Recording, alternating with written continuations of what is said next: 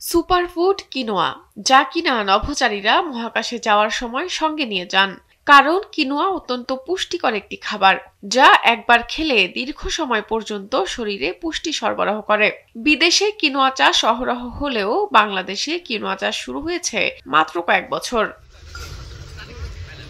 ইউটিউবে ভিডিও দেখে আবু জাফর সিদ্ধান্ত নেন কিনোয়া চাষের।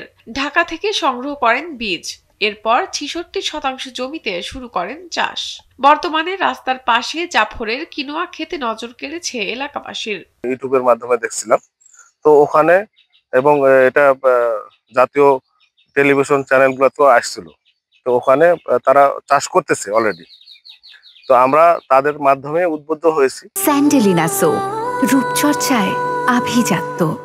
আবু জাফর জানান, কিনোয়া শীতকালীন ফসল। নভেম্বরের প্রথম সপ্তাহে বীজ বপন করেন তিনি। মার্চের মাঝামাঝি সময়ে ফসল ঘরে তোলা যাবে। কিনোয়ার জমিতে রাসায়নিক সার বা কীটনাশক স্প্রে করতে হয় না, তবে জমিতে প্রচুর পরিমাণ জৈব সার দিতে হয়। জাফর আরও জানান, স্বল্পমেয়াদী এই ফসল কম খরচে অধিক লাভজনক। প্রতি বিঘা জমিতে ৫ থেকে ৬ মণ কিনোয়া উৎপাদন সম্ভব।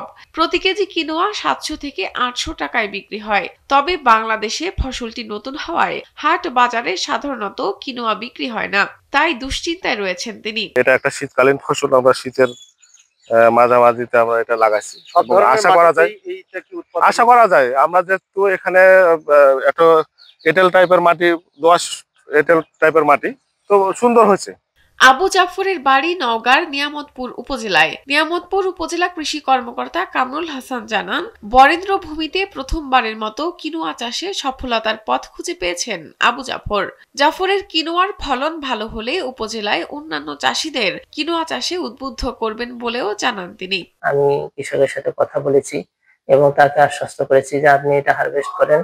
হারভেস্ট করার পরে, সংগ্রহের পরে বিক্রয়ের জন্য আমরা বিভিন্ন সুপার শপ যেগুলো আছে এবং আরো বিভিন্ন কিছু কৃষি এর সাথে জড়িত কিছু উদ্যোগী মানুষ আছেন, তাদের কাছে আমরা এই ফসলটার সরবরাহ করব এবং তারা এই সুপার ফুডটা খেয়ে এর বিস্তারে আমাদেরকে সহযোগিতা করবে। জানা গেছে, কিনোয়ায় অ্যামিনো অ্যাসিড থাকে এবং এটি লাইসিন সমৃদ্ধ, যা সারা শরীর জুড়ে স্বাস্থ্যকর টিস্যু বৃদ্ধিতে সহায়তা করে। Quinoa iron, magnesium, potassium, vitamin E এবং ফাইবারের অন্যতম একটি উৎস।